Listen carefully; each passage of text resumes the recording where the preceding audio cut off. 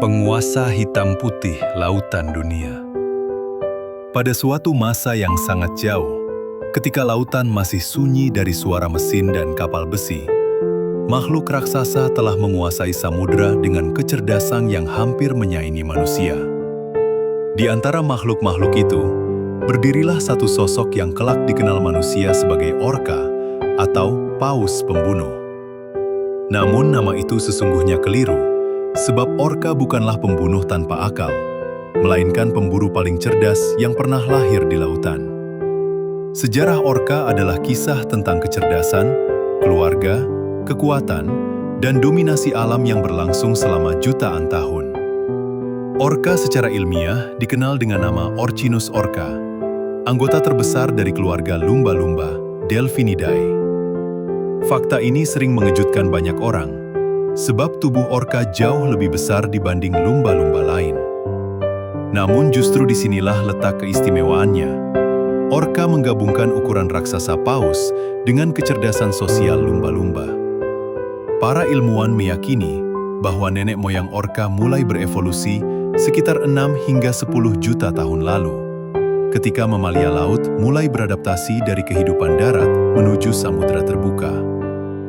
Jejak sejarah orca tertanam dalam fosil-fosil kuno yang ditemukan di berbagai belahan dunia.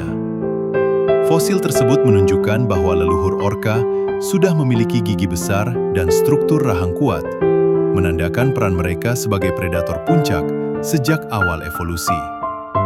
Tidak seperti paus pemakan plankton, orca sejak dahulu adalah pemburu aktif, mengandalkan kecepatan, strategi, dan kerjasama kelompok untuk menaklukkan mangsanya. Dalam perjalanan waktu yang panjang, orca menyebar ke hampir seluruh lautan dunia. Mereka ditemukan dari perairan Arktik yang membeku hingga lautan tropis yang hangat. Tidak ada mamalia laut lain yang memiliki sebaran seluas orca. Hal ini menandakan kemampuan adaptasi luar biasa terhadap berbagai suhu, kondisi air, dan jenis mangsa. Sejarah ini membentuk orca sebagai makhluk yang tidak hanya kuat secara fisik, tetapi juga fleksibel secara perilaku. Salah satu aspek paling menakjubkan dalam sejarah orca adalah perkembangan struktur sosialnya. Sejak jutaan tahun lalu, orca hidup dalam kelompok keluarga yang disebut pod. Setiap pod terdiri dari beberapa generasi, dipimpin oleh betina tertua. Sistem matriarki ini menjadikan orca sebagai salah satu spesies dengan ikatan keluarga terkuat di dunia hewan. Anak orca tidak pernah benar-benar meninggalkan induknya, bahkan setelah dewasa. Dalam pod inilah kecerdasan orca berkembang pesat. Mereka mengembangkan bahasa sendiri berupa klik, siulan, dan suara berdenyut yang unik bagi setiap kelompok. Sejarah mencatat bahwa satu pod orca tidak bisa begitu saja berkomunikasi dengan pod lain karena dialek mereka berbeda. Ini adalah bukti bahwa orca memiliki budaya, sesuatu yang sebelumnya hanya dianggap milik manusia. Pada zaman prasejarah, orca telah menjadi predator puncak yang ditakuti oleh semua makhluk laut. Mereka memangsa ikan besar, hiu, singa laut, anjing laut, bahkan paus yang jauh lebih besar dari tubuh mereka sendiri. Dengan strategi berburu kelompok, orca mampu menjatuhkan paus abu-abu, paus biru muda, dan paus bungkuk. Tidak ada satupun hewan laut yang memangsa orca dewasa. Mereka berada di puncak rantai makanan. Manusia purba yang pertama kali melihat orca, kemungkinan besar merasa takut dan kagum sekaligus. Lukisan-lukisan kuno di gua pesisir Eropa dan Asia menunjukkan bentuk mirip orca, menandakan bahwa makhluk ini telah lama hadir dalam imajinasi manusia. Bagi sebagian suku pesisir, orca dianggap sebagai roh laut penjaga, sementara bagi yang lain, orca adalah pertanda kematian atau kekuatan alam yang tidak boleh diganggu. Bangsa Romawi kuno memberi orca nama Orcinus, yang berasal dari kata Orcus, dewa kematian dan dunia bawah. Dari sinilah muncul istilah paus pembunuh. Namun ironisnya, dalam sejarah panjang interaksi antara orca dan manusia di alam liar, hampir tidak pernah tercatat orca membunuh manusia tanpa provokasi. Justru orka sering terlihat menghindari manusia atau bahkan melindungi mereka dari bahaya laut. Seiring waktu, sejarah orka memasuki babak baru ketika manusia mulai menjelajahi lautan dengan kapal besar. Pada abad pertengahan hingga era modern awal, nelayan menganggap orka sebagai pesaing yang harus diusir atau dibunuh. Orka diburu, ditembak, dan diracuni karena dianggap mengganggu hasil tangkapan ikan. Ini menjadi salah satu periode kelam dalam sejarah hubungan manusia dan orka. Namun, orka bukan makhluk yang mudah punah. Dengan kecerdasan tinggi dan kemampuan belajar cepat, mereka beradaptasi terhadap ancaman manusia. Beberapa kelompok orka bahkan belajar mengikuti kapal nelayan untuk mencuri ikan dari jaring, sebuah perilaku yang menunjukkan kemampuan observasi dan pemecahan masalah tingkat tinggi. Sejarah ini menandai awal konflik dan ketergantungan antara orka dan aktivitas manusia di laut. Seiring berjalannya waktu, para ilmuwan mulai menyadari bahwa orka bukanlah satu makhluk yang seragam. Dalam sejarah panjang penelitian kelautan, ditemukan bahwa orka memiliki berbagai tipe ekologi yang berkembang secara terpisah selama ribuan tahun. Meskipun secara genetika mereka sangat mirip, perilaku, pola makan, dan budaya berburu mereka sangat berbeda. Perbedaan ini begitu kuat hingga sebagian peneliti menyebut orka sebagai spesies dalam satu nama. Di perairan Pasifik Utara, dikenal 3 kelompok besar orka: resident, transient, dan offshore. Orka resident adalah pemakan ikan, terutama salmon. Mereka hidup dalam pot besar, sangat vokal, dan memiliki struktur sosial yang stabil. Sejarah mereka sangat terikat dengan migrasi ikan salmon, sehingga keberlangsungan hidup orka resident bergantung langsung pada kesehatan ekosistem sungai dan laut. Berbeda dengan resident, orka transient, atau yang kini disebut big killer whale, adalah pemburu mamalia laut. Mereka memangsa anjing laut, singa laut, lumba-lumba, bahkan paus. Dalam sejarah evolusi mereka, orka transient berkembang menjadi pemburu senyap. Mereka jarang bersuara saat berburu, karena mangsa mamalia dapat mendengar suara mereka. Kesenyapan ini adalah bukti kecerdasan adaptif yang luar biasa. Sementara itu, orka offshore hidup jauh di tengah samudra, jarang terlihat manusia. Sejarah kelompok ini masih penuh misteri. Mereka diduga memangsa hiu dan ikan besar laut dalam. Gigi mereka lebih aus, menandakan diet yang keras dan penuh tantangan. Offshore orka menjadi simbol betapa luas dan belum terungkapnya sejarah orka di lautan dunia. Salah satu bab paling menakjubkan dalam sejarah orka adalah strategi berburu kolektif mereka. Orka tidak berburu secara brutal tanpa rencana.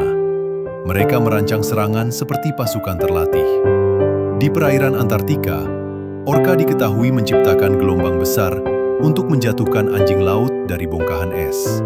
Teknik ini tidak diwariskan secara genetik, melainkan diajarkan dari induk ke anak, membuktikan adanya tradisi dan pembelajaran lintas generasi.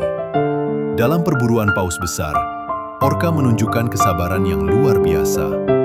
Mereka tidak langsung membunuh mangsanya, melainkan melelahkannya secara perlahan. Orka menyerang sirip, menutup lubang napas, dan memisahkan anak paus dari induknya. Strategi ini mencerminkan pemahaman mendalam tentang anatomi dan kelemahan mangsa, sesuatu yang jarang ditemukan di dunia hewan. Sejarah juga mencatat hubungan kompleks antara orka dan hiu. Orka adalah satu-satunya predator yang diketahui memangsa hiu putih besar. Dengan kecerdikan luar biasa, orka membalikan tubuh hiu hingga mengalami tonic immobility, membuatnya lumpuh sementara. Kemudian orka memakan hati hiu yang kaya nutrisi. Kisah ini memperkuat posisi orka sebagai predator puncak yang tidak tertandingi. Dalam kehidupan sosialnya, orka memperlihatkan emosi yang mendalam. Sejarah pengamatan modern menunjukkan orka berduka atas kematian anggota POT, bahkan membawa bangkai anaknya selama berhari-hari. Ikatan ini bukan sekedar naluri, melainkan bukti kesadaran emosional yang tinggi. Banyak ilmuwan kini percaya bahwa orka memiliki tingkat empati yang sebanding dengan gajah dan primata besar. Bahasa orka adalah salah satu pencapaian evolusi paling kompleks di lautan. Setiap pot memiliki lagu dan pola suara sendiri. Anak orka belajar bahasa ini sejak lahir, sama seperti manusia belajar bahasa ibu. Sejarah suara orka menjadi bukti bahwa komunikasi bukan hanya alat bertahan hidup, tetapi juga bagian dari identitas kelompok. Ketika manusia mulai mengembangkan teknologi sonar dan kapal bermesin besar, sejarah orka memasuki fase penuh tantangan. Kebisingan laut mengganggu sistem navigasi dan komunikasi mereka. Banyak orka tersesat, terdampar, atau kehilangan kemampuan berburu. Inilah awal konflik modern antara peradaban manusia dan makhluk cerdas lautan. Namun, orka tidak sepenuhnya tak berdaya. Dalam beberapa dekade terakhir, tercatat perilaku baru orka yang menyesuaikan diri dengan perubahan lingkungan. Beberapa pot belajar berburu mangsa baru, mengubah rute migrasi, bahkan menghindari jalur kapal padat. Sejarah orka terus berkembang, menunjukkan bahwa kecerdasan adalah senjata utama mereka untuk bertahan. Sejak manusia pertama kali menetap di pesisir laut, orka telah hadir bukan hanya sebagai makhluk nyata, tetapi juga sebagai simbol spiritual dan mitologis. Dalam sejarah, banyak peradaban pesisir, orka tidak pernah dipandang sekedar hewan. Tubuh hitam putihnya yang kontras, sirip punggungnya yang menjulang seperti pedang, serta cara bergeraknya yang tenang namun penuh wibawa, menjadikan orka sosok yang mudah dikaitkan dengan kekuatan gaib lautan. Di wilayah pesisir Pasifik Barat Laut Amerika, suku-suku asli seperti Haida, Tlingit, dan Kwakiutl memandang orka sebagai leluhur penjaga laut. Dalam sejarah lisan mereka, orka dipercaya sebagai manusia yang berubah wujud setelah meninggal dan memilih hidup di lautan. Oleh karena itu, membunuh orka dianggap sebagai dosa besar yang dapat mendatangkan bencana bagi seluruh komunitas. Ukiran totem mereka sering menampilkan orka sebagai simbol kekuatan, kesetiaan keluarga, dan perlindungan. Bagi suku Inuit di Arktik, orka adalah makhluk yang ditakuti sekaligus dihormati. Dalam kisah-kisah tua, orka digambarkan mampu menarik pemburu ke laut jika manusia bersikap serakah. Namun, orka juga dipercaya membantu pemburu paus dengan mengarahkan mangsa ke arah manusia. Hubungan ini menggambarkan simbiosis spiritual antara manusia dan orka yang telah berlangsung selama ribuan tahun. Di Jepang kuno, orka dikenal dengan sebutan Kujira dan sering disalahartikan sebagai paus raksasa berbahaya. Catatan sejarah nelayan Jepang menyebut orka sebagai pemangsa ganas yang merusak jaring dan mengancam keselamatan. Namun, di beberapa wilayah, orka justru dianggap pertanda keberuntungan karena kehadirannya sering diikuti oleh ikan dalam jumlah besar. Dalam budaya Eropa abad pertengahan, orka memiliki reputasi paling kelam. Nama Paus Pembunuh melekat kuat akibat laporan pelaut yang menyaksikan orka menyerang paus besar. Kisah-kisah ini dilebih-lebihkan dan diwariskan dari generasi ke generasi, membentuk citra orka sebagai monster laut. Sejarah ini memperkuat ketakutan manusia terhadap makhluk yang tidak mereka pahami. Namun, seiring berkembangnya ilmu pengetahuan pada abad ke-18 dan 19, pandangan terhadap orka mulai berubah perlahan. Para naturalis seperti Carl Linnaeus mencatat karakteristik fisik orka secara ilmiah. Meski demikian, pemahaman perilaku sosial dan kecerdasannya masih sangat terbatas. Orka tetap dianggap berbahaya dan harus dihindari. Masuk ke abad ke-20, sejarah orka mengalami titik balik besar. Dengan munculnya film dokumenter laut dan teknologi kamera bawah air, manusia mulai melihat sisi lain orka. Mereka terlihat bermain, merawat anak, dan berenang dengan anggun.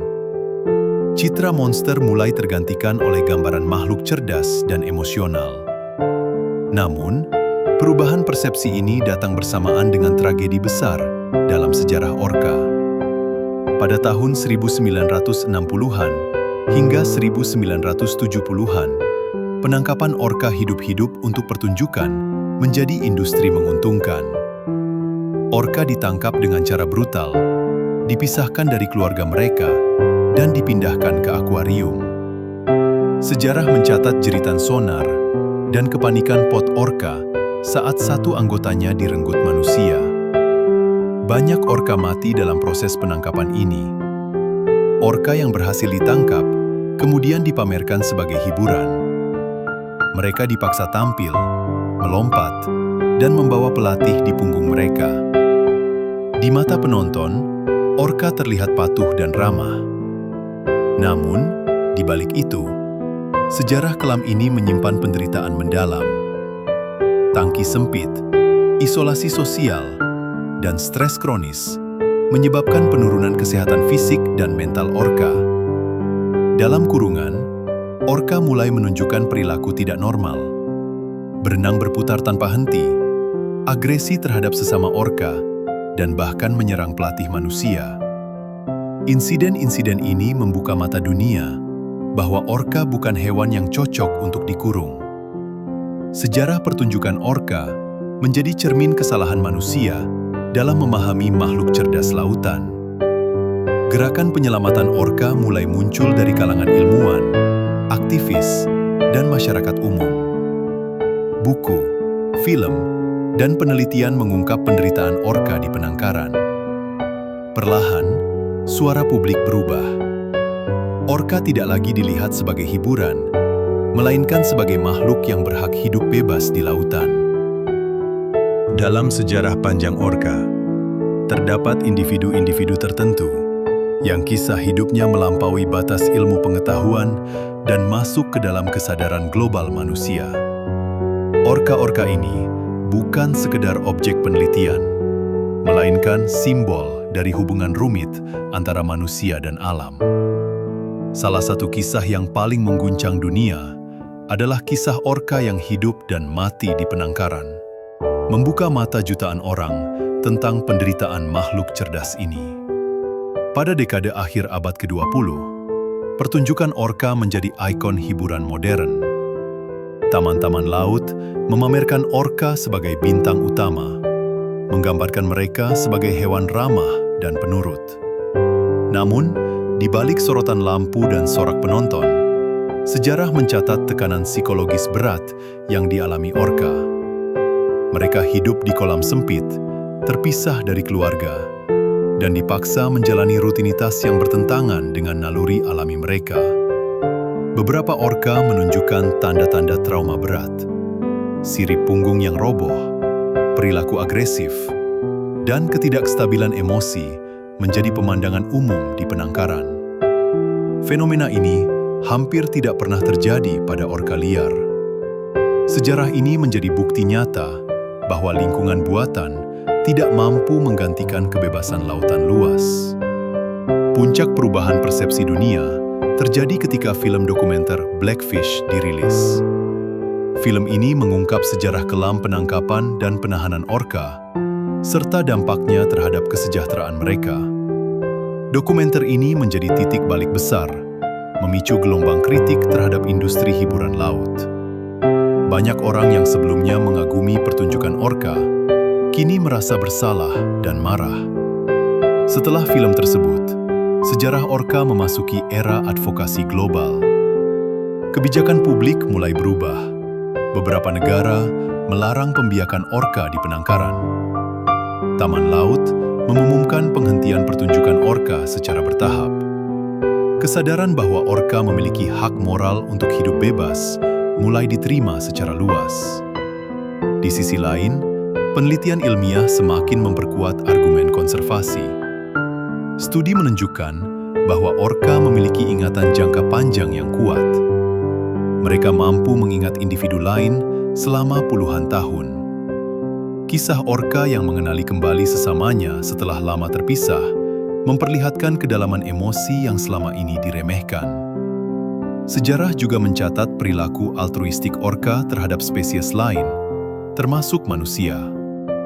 Beberapa laporan menyebut orka melindungi perenang dari hiu, atau membawa mangsa sebagai hadiah kepada manusia. Meskipun perilaku ini tidak sepenuhnya dipahami, hal ini menambah kompleksitas hubungan antara orka dan manusia. Namun, tantangan belum berakhir. Konflik baru muncul ketika orka mulai berinteraksi dengan kapal dan peralatan manusia secara tidak biasa. Dalam beberapa tahun terakhir, tercatat orka merusak kemudi kapal di perairan tertentu. Para ilmuwan menduga ini adalah bentuk perilaku bermain, stres, atau pembelajaran sosial. Sejarah orka sekali lagi menunjukkan bahwa mereka terus beradaptasi dan bereaksi terhadap perubahan lingkungan. Kisah-kisah ini mengajarkan manusia satu hal penting. Orka bukan makhluk statis dalam sejarah. Mereka terus berkembang, belajar, dan menanggapi dunia di sekitar mereka. Setiap tindakan manusia meninggalkan jejak dalam kehidupan orka, baik sebagai luka maupun pelajaran. Bagian ini menutup satu bab penting dalam sejarah orka, di mana kesadaran manusia mulai berubah dari eksploitasi menuju empati. Namun, perjalanan belum selesai. Masa depan orka masih dipertaruhkan. Memasuki abad ke-21, sejarah orka tidak lagi hanya tentang mitos, penangkapan, atau pertunjukan, melainkan tentang konflik baru yang lahir dari dunia modern. Lautan yang dahulu sunyi, kini dipenuhi kapal besar, suara mesin, dan aktivitas manusia yang masif. Orka, sebagai makhluk cerdas dan adaptif, tidak tinggal diam. Mereka mulai menunjukkan perilaku-perilaku baru yang belum pernah tercatat sebelumnya. Salah satu fenomena paling membingungkan dalam sejarah orka modern adalah interaksi mereka dengan kapal layar dan kapal motor. Di beberapa wilayah, orka terlihat menyentuh, mendorong, bahkan merusak kemudi kapal. Awalnya, perilaku ini dianggap agresi. Namun, penelitian lanjutan menunjukkan bahwa orka jarang berniat menyakiti manusia. Perilaku ini lebih mungkin merupakan bentuk eksplorasi, permainan sosial, atau respons terhadap stres lingkungan. Fenomena tersebut menyebar dari satu pot ke pot lain, menunjukkan pola pembelajaran sosial. Orka muda meniru orka dewasa, dan perilaku ini menjadi semacam tren budaya. Sejarah kembali menegaskan bahwa orka bukan hanya bereaksi secara instinktif, tetapi juga belajar dan menyebarkan perilaku baru dalam komunitas mereka. Di sisi lain, konflik dengan nelayan semakin sering terjadi. Berkurangnya stok ikan akibat penangkapan berlebihan memaksa orka mendekati kapal nelayan. Mereka belajar mencuri ikan dari jaring dan kail, sebuah strategi yang menghemat energi, namun meningkatkan ketegangan dengan manusia. Sejarah ini menggambarkan bagaimana tekanan ekologis memaksa orka beradaptasi dengan cara-cara yang tidak selalu damai. Perubahan iklim menjadi faktor paling besar dalam perubahan sejarah orka saat ini. Suhu laut yang meningkat menggeser distribusi ikan, memaksa orka menempuh jarak lebih jauh untuk mencari makanan. Beberapa pot kehilangan sumber makanan utama mereka. Kematian anak orka akibat kelaparan menjadi simbol tragis dari krisis ini. Di tengah tantangan tersebut, ilmuwan semakin menyadari pentingnya pendekatan konservasi berbasis pengetahuan lokal. Komunitas pesisir dilibatkan dalam pemantauan orka. Nelayan diajak bekerja sama untuk mengurangi konflik. Sejarah orka mulai ditulis ulang melalui kolaborasi antara manusia dan alam. Teknologi modern memainkan peran penting dalam upaya ini. Hidrofon merekam suara orka tanpa mengganggu mereka. Satelit dan drone memungkinkan pemantauan jarak jauh. Data ini membantu ilmuwan memahami pergerakan, kesehatan, dan perilaku orka secara lebih akurat. Sejarah penelitian orka memasuki era non-invasif yang lebih etis. Namun, waktu terus berjalan, dan tekanan terus meningkat. Polusi plastik, tumpahan minyak, dan limbah industri masih mengancam habitat orka. Setiap insiden meninggalkan luka jangka panjang dalam tubuh dan budaya orka. Sejarah mencatat bahwa kerusakan laut bukan hanya soal kehilangan individu, tetapi juga hilangnya ingatan kolektif sebuah spesies. Di tengah kegelapan ini, orka tetap menunjukkan ketangguhan luar biasa. Mereka terus berenang, berburu, dan merawat anak-anak mereka dengan kesetiaan yang sama seperti jutaan tahun lalu. Setiap generasi orka membawa harapan bahwa kehidupan masih bisa bertahan meskipun dunia berubah dengan cepat. Bagian ini menandai fase sejarah orka yang paling genting. Masa depan mereka kini sangat bergantung pada keputusan manusia. Apakah kita akan menjadi penyebab kehancuran mereka, atau penjaga terakhir yang memastikan kelangsungan hidup penguasa lautan? Dalam perjalanan sejarah bumi yang panjang, sedikit makhluk yang mampu bertahan, beradaptasi, dan berkembang sekuat orka. Selama jutaan tahun, mereka telah menyaksikan perubahan zaman. Dari lautan purba yang sunyi, zaman es yang membekukan samudra, hingga era manusia yang dipenuhi suara mesin dan cahaya buatan. Orka tetap berenang, setia pada keluarga, dan menjaga tradisi yang diwariskan dari generasi ke generasi. Namun, sejarah orka bukan hanya kisah tentang ketahanan, melainkan juga peringatan keras bagi umat manusia. Untuk pertama kalinya dalam jutaan tahun, masa depan orka tidak ditentukan oleh hukum alam, melainkan oleh keputusan satu spesies lain, manusia. Polusi, perubahan iklim, perburuan berlebihan, dan kebisingan laut adalah ancaman yang diciptakan oleh peradaban modern. Beberapa populasi orka kini berada di ambang kepunahan lokal. Pot tertentu hanya tersisa beberapa individu. Ketika satu betina tua mati, bukan hanya satu nyawa yang hilang, tetapi juga seluruh peta ingatan tentang laut, jalur migrasi, musim ikan, dan tempat aman ikut lenyap. Sejarah ini mengajarkan bahwa kepunahan tidak selalu datang secara tiba-tiba, tetapi melalui hilangnya pengetahuan yang tak tergantikan.